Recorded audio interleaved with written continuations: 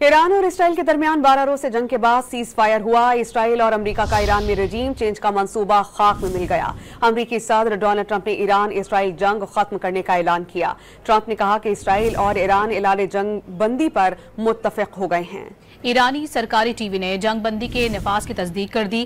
جنگ بندی سے قبل اسرائیل کے ایران پر فضائی حملے میں ایٹمی سائنسدان سمیت 9 افراد شہید ہوئے، جبکہ ایران کے اسرائیل پر میزائل حملے میں 4 اسرائیلی ہلاک اور کئی عمارتیں تباہ ہو گئیں۔ جنگ بندی کے بعد اسرائیل نے ایران پر جنگ بندی کی خلاف ورزی کا الزام عائد کیا، لیکن ایرانی میڈیا نے اس کی تردید کر دی۔ ایران اسرائیل 12 روزہ جنگ کے بعد سیز فائر ہو گیا۔ امریکی صدر ٹرمپ نے جنگ بندی کا اعلان کیا، جسے ایران اور اسرائیل نے قبول کر لیا۔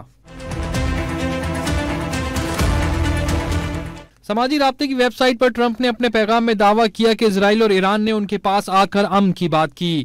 اس بات کا علم تھا کہ امن کا وقت آ گیا ہے۔ ایران اور اسرائیل مستقبل میں بہت پیار، امن اور خوشحالی دیکھیں گے۔ خدا ایران اور اسرائیل کو سلامت رکھے۔ امریکی صدر نے کہا کہ جنگ بندی برقرار رہی تو وہ ایران اور اسرائیل کو مبارکباد دیں گے۔ یہ جنگ کئی برس تک جاری رہ سکتی تھی۔ ٹرمپ نے جنگ بندی کا کریڈٹ بھی لیا اور کہا کہ طاقت کے ذریعے امن کا قیام عمل میں آیا۔ B-2 بمبار طیاروں کے بغیر جنگ بندی ممکن نہیں تھی۔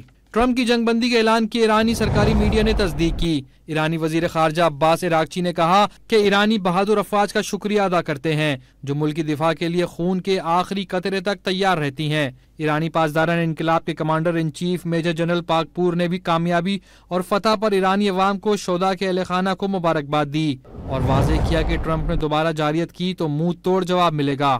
اس سے پہلے جنگ بندی سے قبل اسرائیلی فضائیہ کے حملوں میں ایٹمی سائنسدان صابر صدیقی سمیت مزید 9 افراد شہید ہو گئے اور رہائشی عمارتوں کو شدید نقصان پہنچا۔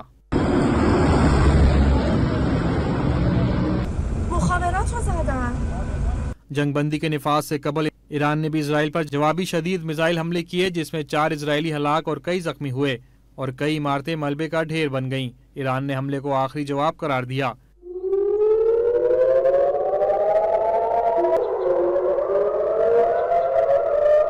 جنگ بندی کے نفاذ کے بعد اسرائیل نے ایران پر سیز فائر کی خلاف ورزی کا الزام عائد کر دیا۔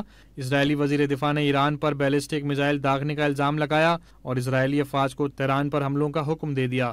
دوسری جانب ایران نے جنگ بندی کی خلاف ورزی اور اسرائیل پر میزائل داغنے کی تردید کی۔